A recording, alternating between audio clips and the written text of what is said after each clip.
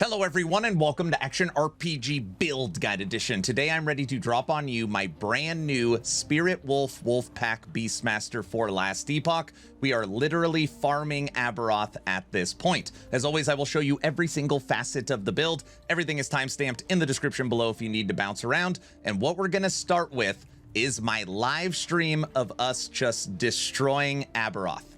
Enjoy. All right, everybody, regular Aberoth with Wolfpack Spirit Wolves.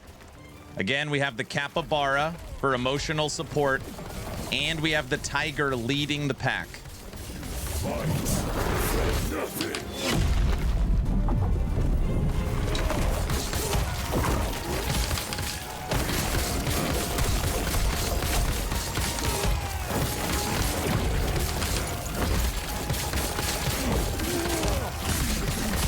Phase 2.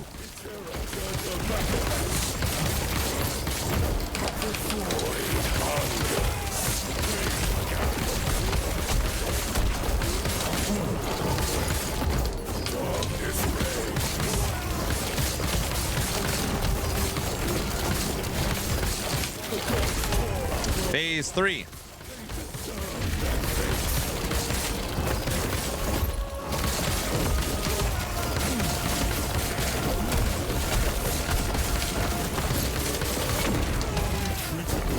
Phase 4.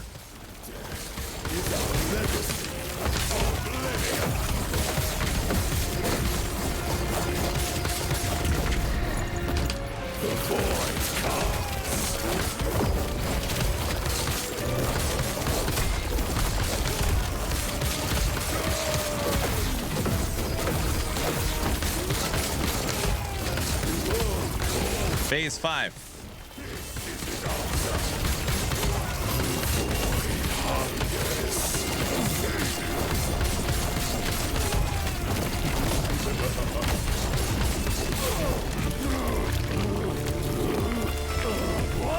It's ridiculous how strong the build is.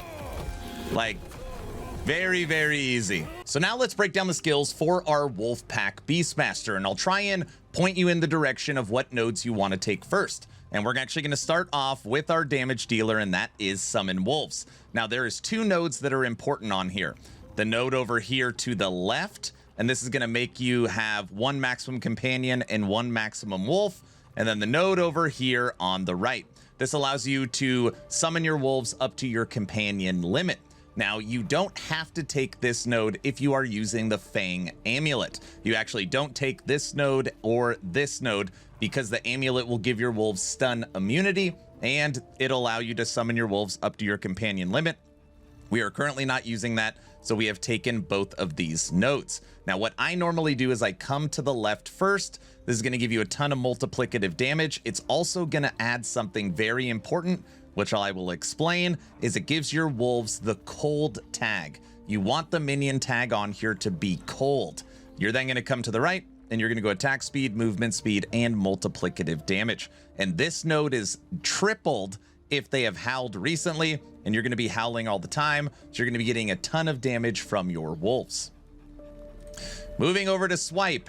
Now, for this build, you want to come straight down and take this node. This is Spirit Wolf, and it's actually what unlocks and makes the build so powerful. When you are attacking with Swipe, you have up to a 45% chance from your wolf, and right now we've got 6 of them to release a Spirit Wolf. And Spirit Wolves are actually tagged with minion damage. So it's like your wolves are attacking, and then you are an extension of your wolves, sending out Spirit Wolves like crazy. Very, very strong.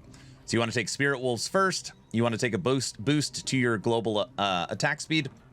You want to come up here and get kill threshold, and then come to bottom left and get your health and mana. This singular node right here makes it where you never have to worry about mana. You will stay full the whole time.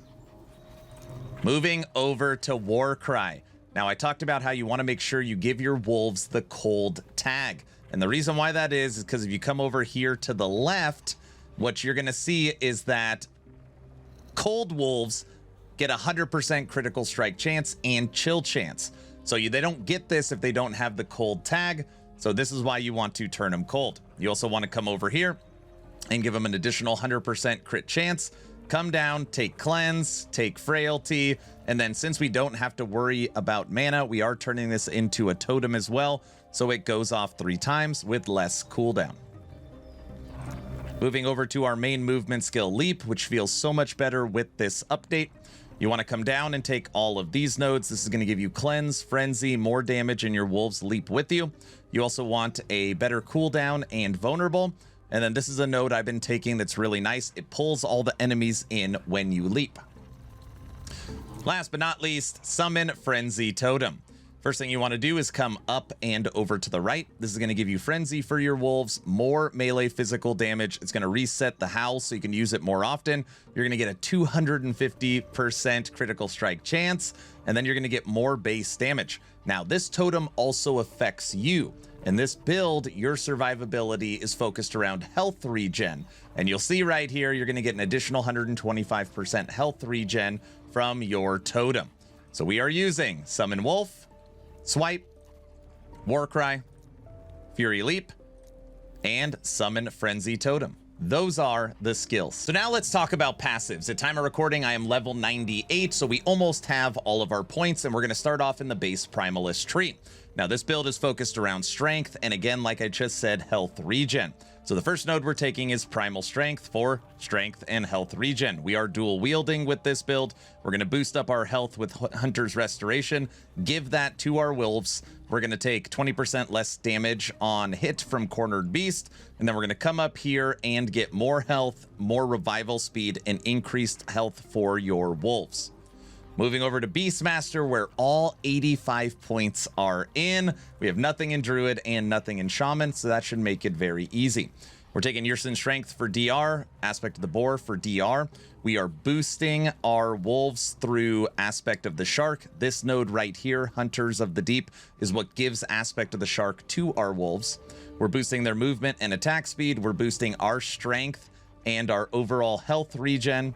More melee attack damage, endurance for wolves, more DR, attack speed for wolves, crit chance for wolves, crit multiplier for wolves, extra companion.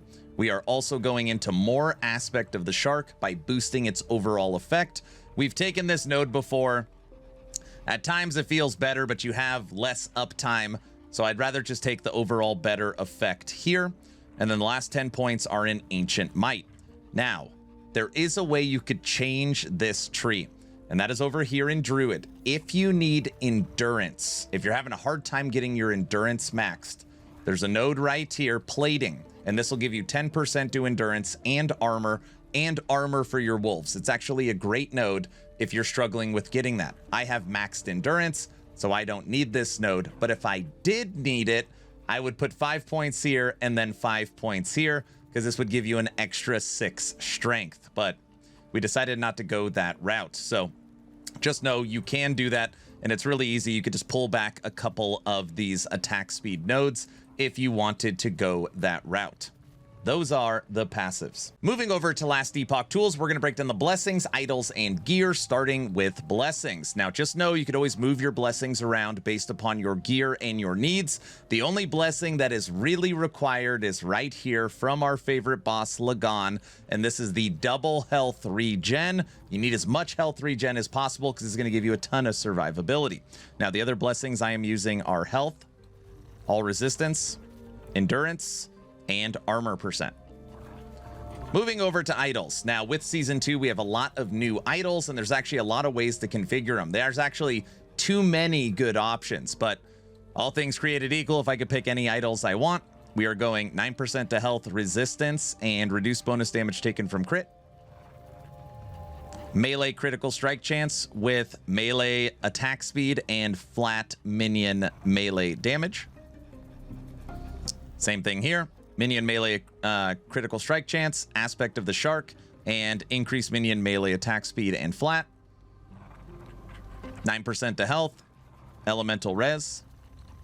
We are taking 6% to health and ward, 6% to health and ward. And then on our 1x1s, we are just rounding out our physical resistance and our void resistance and taking health regen and flat health. Okay. Moving over to gear. Now, technically speaking, yes, there's a lot of different variety of items on here. Is there any item that truly unlocks this build, which means you have to have it to make the build work? The answer is technically no. The only item on here that allows you to summon your wolves up to your maximum companion limit is the Fang, but you could obviously click the node in the skill tree like I discussed if you do not have this item. But it is a very easy item to acquire, and you can get it 3 LP. So we are using the Fang. This will also make it where our wolves cannot be stunned. We are also using our own built set. We are using the Last Bear set, even though, yes, sadly, there is no bear in this build. So we're using the Last Bear set on the helmet, body armor, and gloves. Now for the gloves, in-game on that gameplay, we currently have a T7 set affix. Now, what makes this T7 set affix so strong is it gives you 3% increased health regen per point of strength. And right now we have over 150 strength, which means this singular node is giving us 450% health regen. Very, very strong. You need to craft a T7 or a T5 affix, and then you got to use a Rune of Havoc to move the exalted affix onto the set. Takes a little bit of time, but that is how you do it. We are using the cleaver. This makes it where our intelligence is matched to our strength. We then tie the cleaver with our Vessel of Strife, which makes it that your health regen applies to ward. So this is how we're getting over 3,000 ward, this combination. To help with our critical strike, we're using Phantom Grip.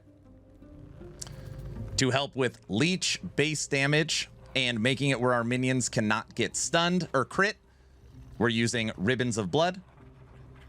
Offhand, we're using the Tooth Stored. This is going to make it where the wolves are faster, 2 level, and base. And then the other items is just a standard Spider Silk Sash belt. Our boots, this takes care of our critical strike avoidance through reduced bonus damage taken from critical hits.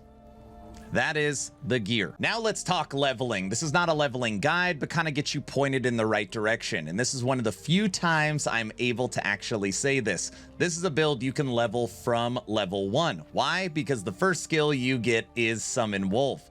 And one of the main things we recommend on actionrpg.com for leveling is the first skill you take is Summon Wolf, and the second skill you take is Swipe. And what node do you take on Swipe? You take Wild Calling for Spirit Wolf. So the way you actually level this build is just follow the build from the very, very beginning. What you want to do is take Summon Wolf, then your second skill you want to take Swipe, and then your third skill you want to take Warcry. And the first thing I would probably do is cut the cooldown time so you could use it more often, and then come over here and take the cold skills. Now, when you are leveling, little tip, you want to make sure you take Fury Leap and you put it on your bar unspec'd. So many people miss this step. They think that they can't put the skill on because they don't have it spec'd.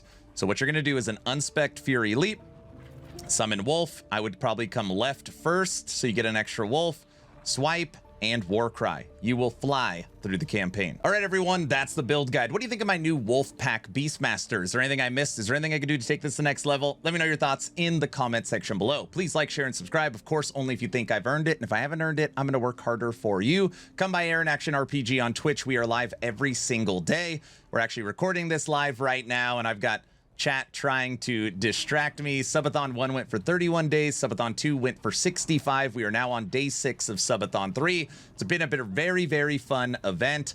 On Friday, we're going to be going over to the Boise River. Tomorrow, we're going to be walking the dogs on stream, and we are giving away merch and games. It's been a lot of fun. Check out actionrpg.com, my newly launched website. 37 build guides up to date for season 2. And that's it. Hopefully you were entertained or learned something. Aaron, out.